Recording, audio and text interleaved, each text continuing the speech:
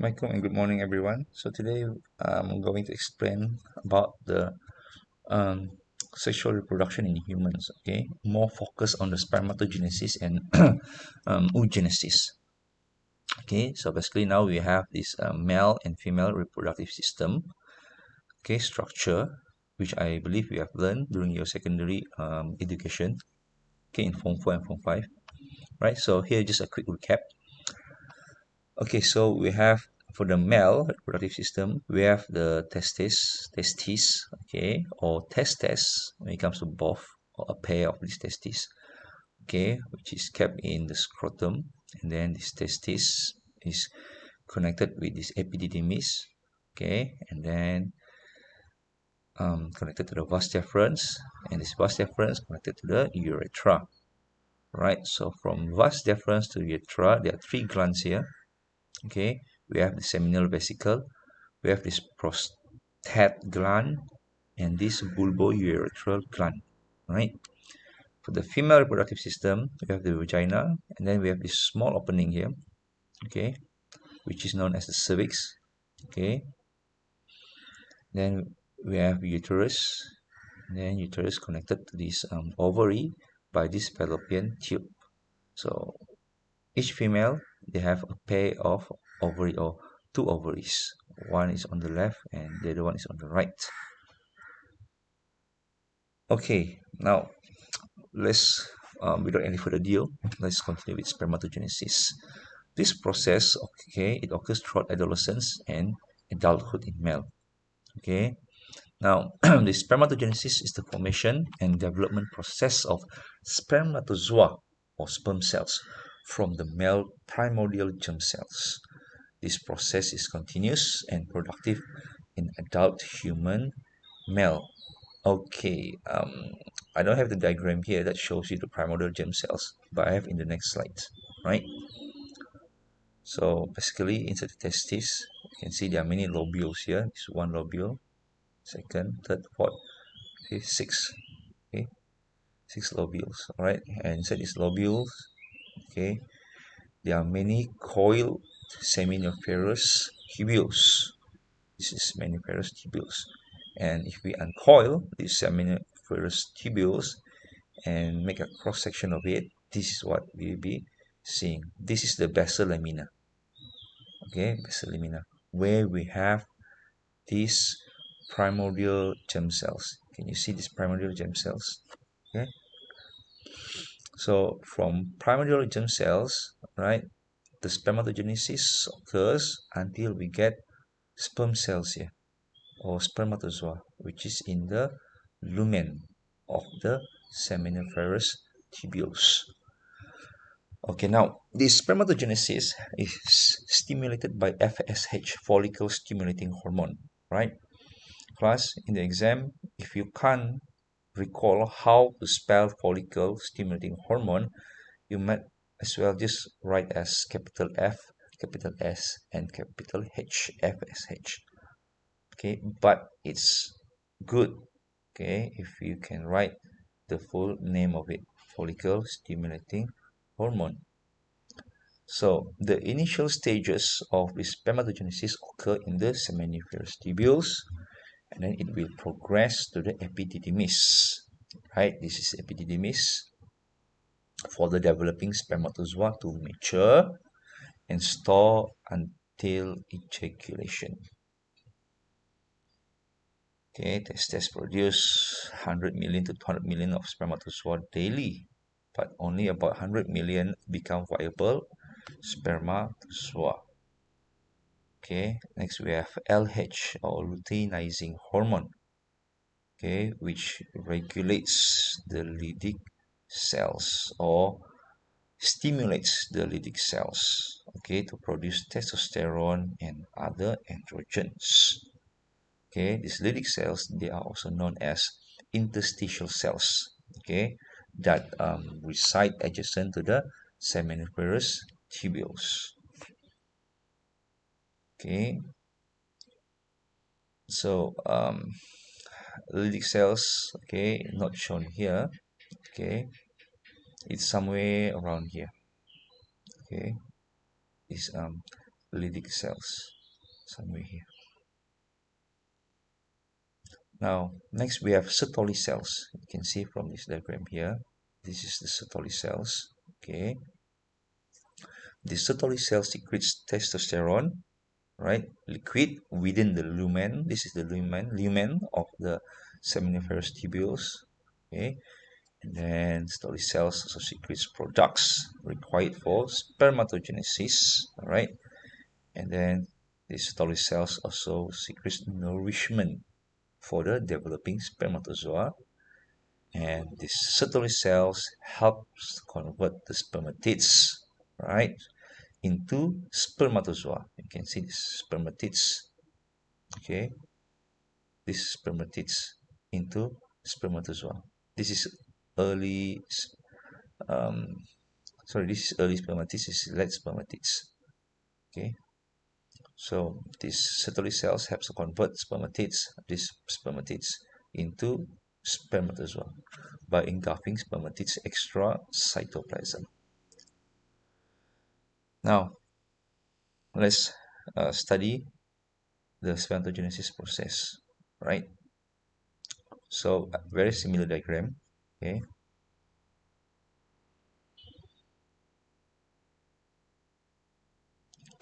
So, primordial germ cells will divide by mitosis, okay?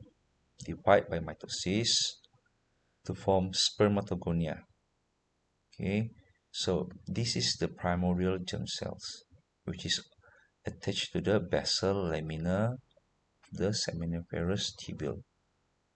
Right, so this primordial germ cell divided by mitosis, okay, to form spermatogonia or two spermatogonium. So, okay, one spermatogonium, okay, will remain at the basal lamina. So you can see, okay, initially, okay, we have one primordial germ cell here, okay, and then this one primordial germ cell will divide by mitosis. Then we have two spermatogonium, and from these two spermatogonium, one spermatogonium will remain at this basal lamina, and the other spermatogonium will develop into sperm cell. So apparently this is the spermatogonia. Sorry, where's my cursor? Okay, this is the spermatogonia that remains at the basal lamina, okay, which will act as primordial germ cell, and this is the other spermatogonia, okay, the other spermatogonium that will develop into sperm cell. So basically we have two spermatogonium here, okay.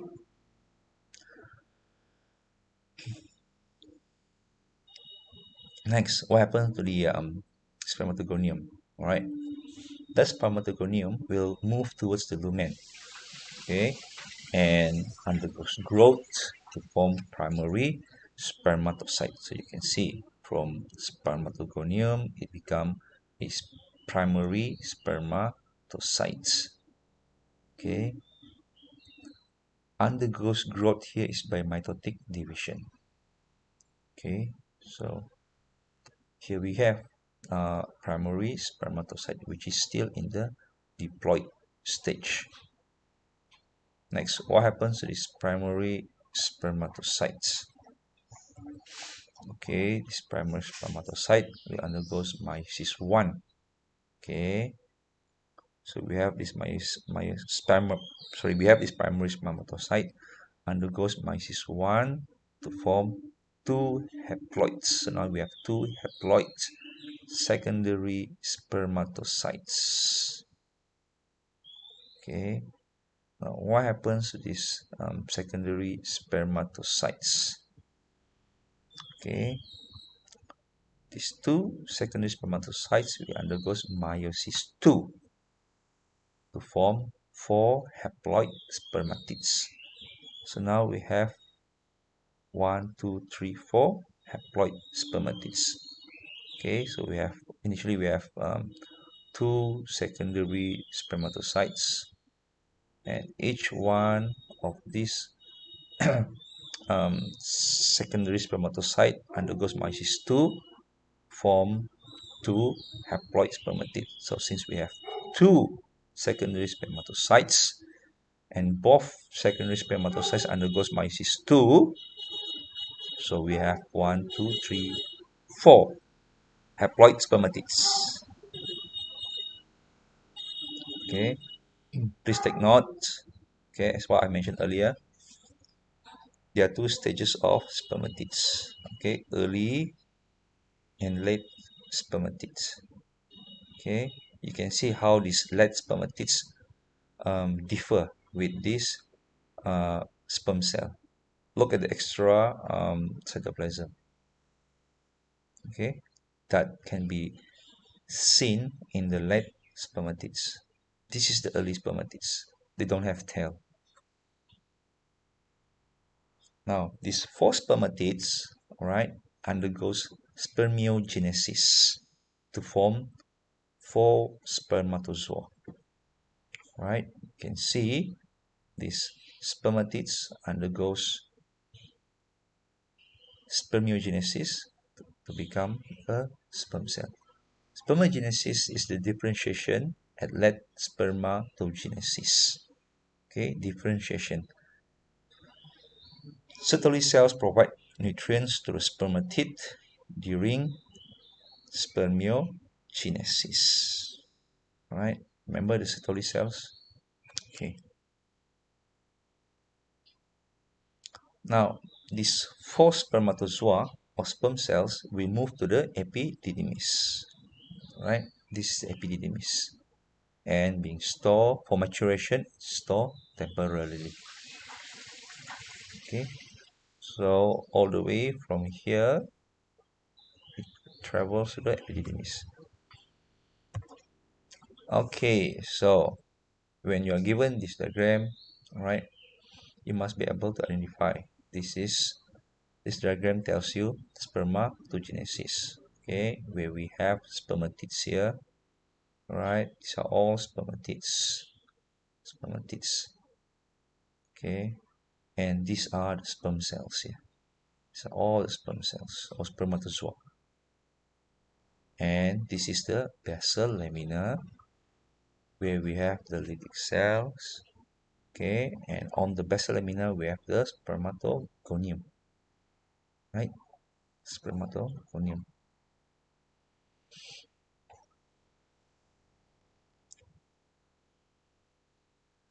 And obviously, okay, nearer to the basal lamina, these are all the primary spermatocyte, and further from the basal lamina, here, this section here, will be the secondary spermatocytes.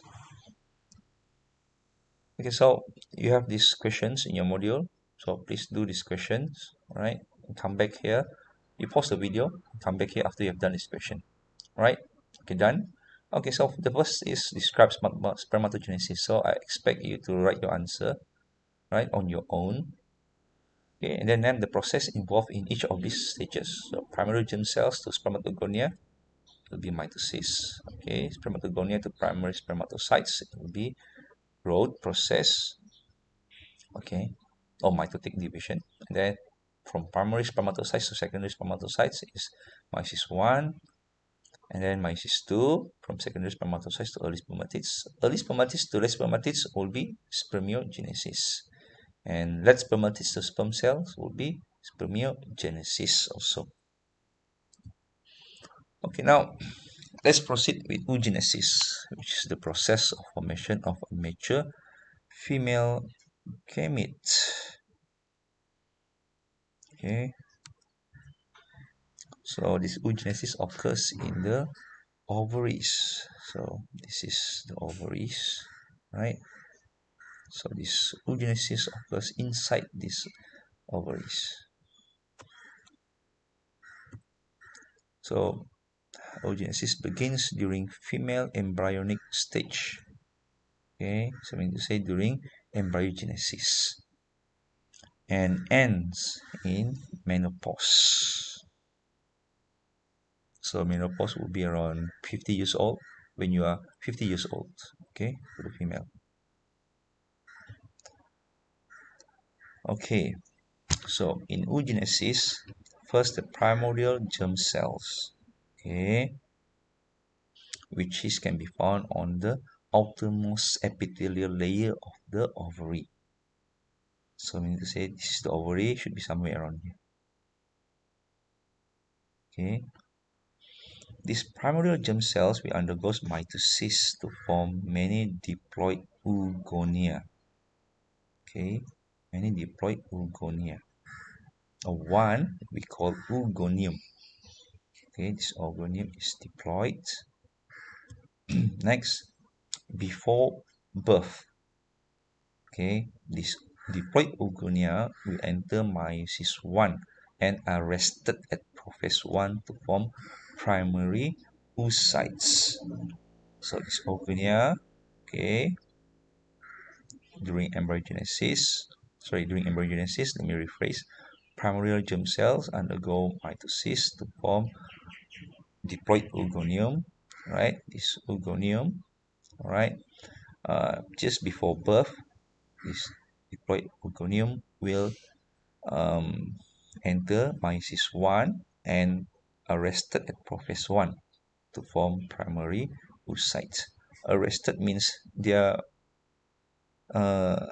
berhenti di sana. Okay.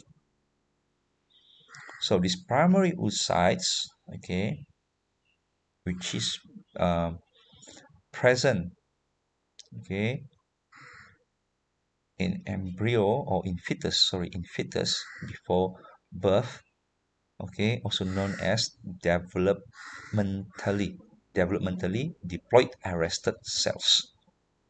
Okay, so these cells can develop, but their development is being halted, being paused for a while. That is what is meant by arrested. Now, this primary oocyte, all right, it resides within a small follicle. Okay, you can see here, this small dot here is the primary oocyte. Okay, and this whole thing here is the primary follicle. And inside this primary follicle, you can find the primary oocyte. Okay, so this primary oocyte resides within a small follicle or a cavity which is lined with many protective cells. This is the primordial follicle, okay, which later form the primary follicle when more layers of cells are being added. So a primary follicle contains a primary oocyte, and this primary follicle initially it is primordial follicle, okay, which later it becomes primary follicle when more layers of protective cells are being added. Okay, now, so we already cover this part, okay, before birth. Okay, now, starting at puberty, the oogenesis continues. So at onset of puberty, meaning to say at the beginning or at the start of puberty, okay, FSH, follicle stimulating hormone, will periodically stimulates the primary follicle to resume growth and develop into secondary follicle. Okay, so from primary follicle it become secondary follicle, right? Because of the stimulating, because the primary follicle is being stimulated, the growth in the primary follicle is being stimulated by the FSH. Right, now secondary follicle, okay, it has many small fluid filled cavities, and these small fluid filled cavities, like small bubbles, right, this it will fuse, and when this small fluid filled cavities fuse, it will form antrum. This is the antrum. Okay, in this diagram here, this small fluid filled cavities, it's not shown, only the antrum. After this small fluid filled cavities already fused, okay, this is the antrum. Okay, and this is the secondary follicle, and this is the uh, primary oocyte.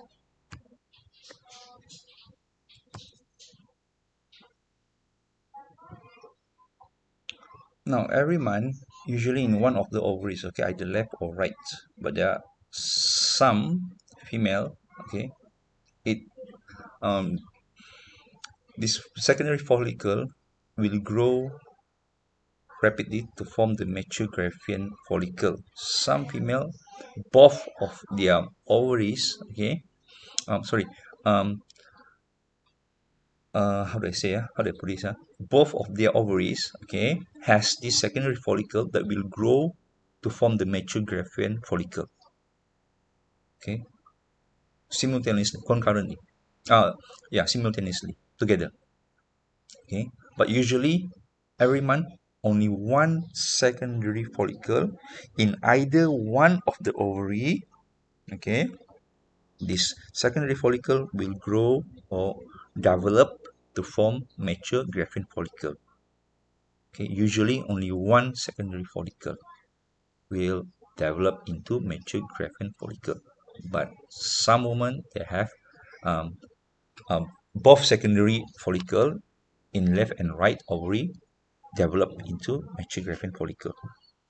That explains why you have non-identical twins. Okay, if the secondary oocyte is fertilized. So let's go back to this oogenesis. So the primary oocyte inside the MGF. MGF is the mature Graafian follicle or mature follicle.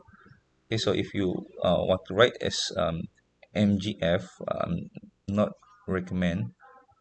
Okay, if you can't recall how to spell this mature Graafian follicle, then you might as well just write it as MGF, capital M, capital G, and capital F. Okay, so the Graafian will be spelled as Graafin. Okay, and follicle, remember, it comes with double L. So the primary oocyte inside the mature Graafian follicle will complete the meiosis 1. Okay, remember meiosis 1 was arrested at prophase 1 before birth. Okay, so at the onset of puberty, what happened? That primary oocyte that was in the prophase 1, arrested at prophase 1, will complete the meiosis 1. Okay, and this will form the haploid secondary oocytes. Okay, you can see this is the haploid secondary oocytes and a polar body. And apparently this is the first polar body.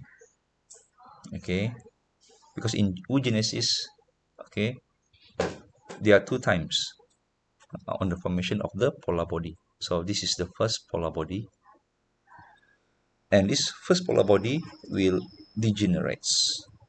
Okay, the same goes for the second polar bodies actually. So the secondary oocyte enters meiosis 2, okay, and remains in metaphase 2. So during ovulation, okay, which is normally on the 12th to 14th day in the menstrual cycle of the female. So during ovulation, what happens? This MGF, mature Graafian follicle, will ruptures and releases the secondary oocytes. Okay, and this secondary oocyte travels to the oviduct. Okay, via peristalsis. Then what happened to the MGF? The mature Graafian follicle will develop into corpus luteum. Okay, you can see in this diagram here, this mature Graafian follicle ruptures to release the secondary oocytes. Okay, then this ruptured mature Graafian follicle develop into corpus luteum. Okay, this diagram here to show you the secondary oocyte with the antrum. Okay.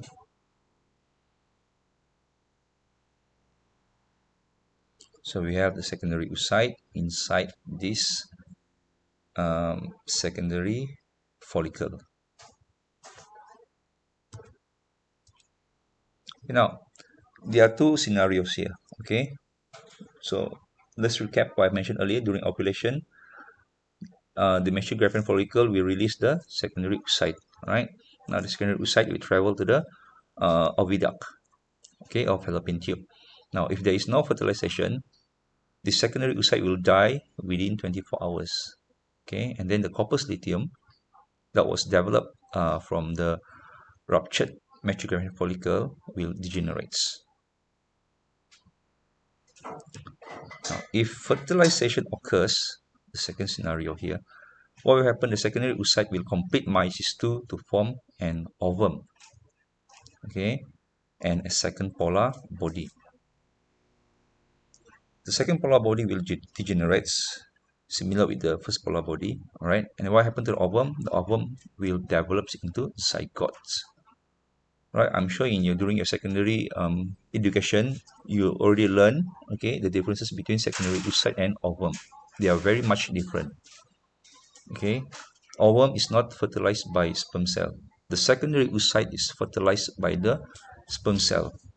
After the secondary oocyte is already fertilized by the sperm cell, the secondary oocyte will develop into ovum. Okay, how? By completing meiosis II. Okay, and then the MGF, okay, the ruptured MGF develops into corpus luteum that produce progesterone and estrogen. So the whole process of oogenesis occurs in the ovary, right?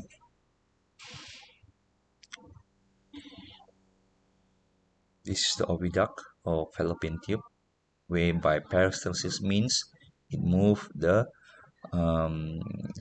secondary oocyte, okay, for fertilization.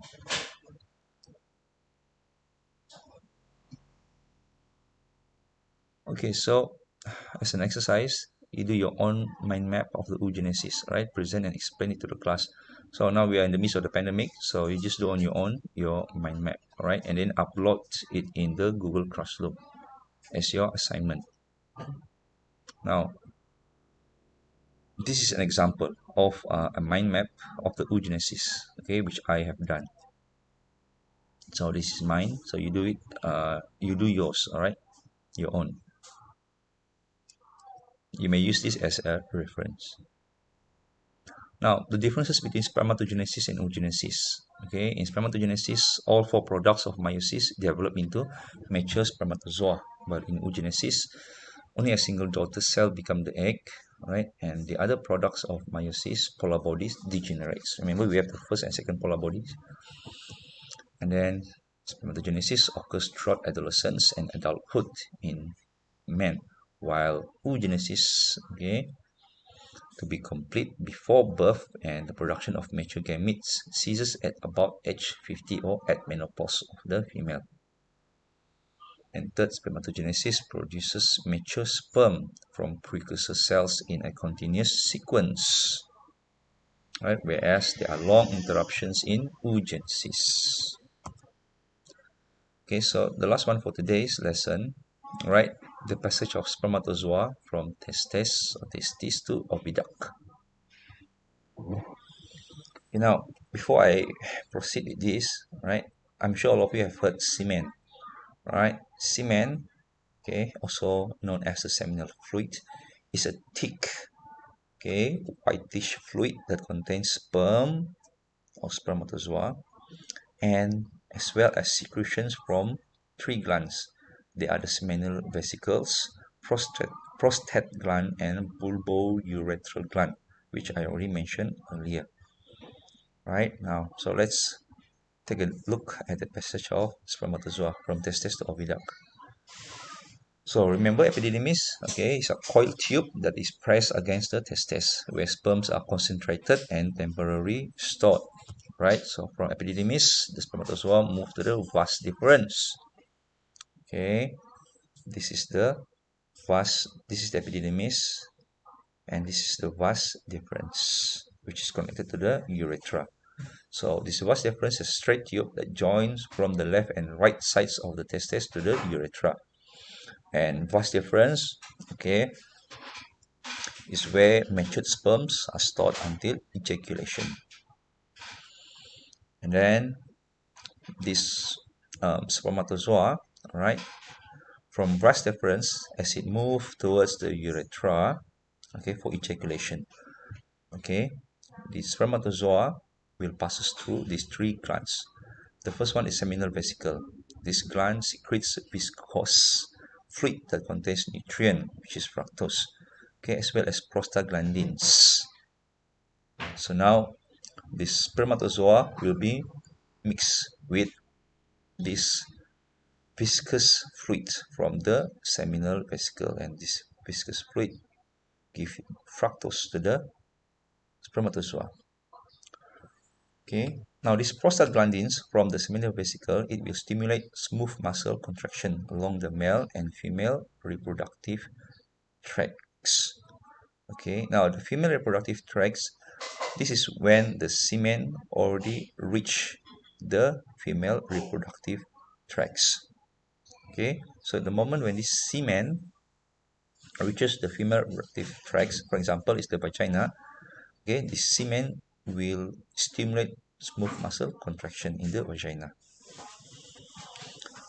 Okay, now the second gland, okay, is the prostate gland.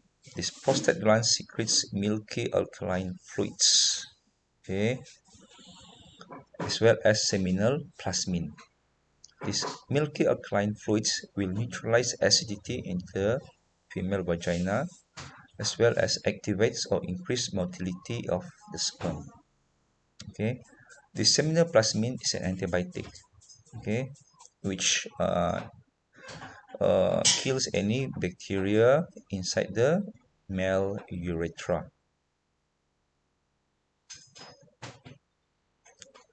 Okay, next, bulbourethral gland secrete mucus that lubricates the urethra and neutralize acidity of any urine remains in the male urethra. Right? Okay, so the spermatozoa, okay, we move from vas deferens to the urethra. Now this urethra conducts sperm and urine. Okay. Now this urethra can be found inside the penis, which is an intromittory organ to deposit sperms into the vagina. Okay. Now inside the vagina, okay, this vagina is an organ for deposition of sperms, all right, and serves as birth canal. So apparently the spermatozoa, all right, from urethra, it will enter the vagina through the penis. Okay, now from the vagina, the spermatozoa will swim to the oviduct. Oviduct is an organ for fertilization of sperm with the secondary oocyte to form ovum. Okay, so that's it for today, right? So happy learning. Goodbye.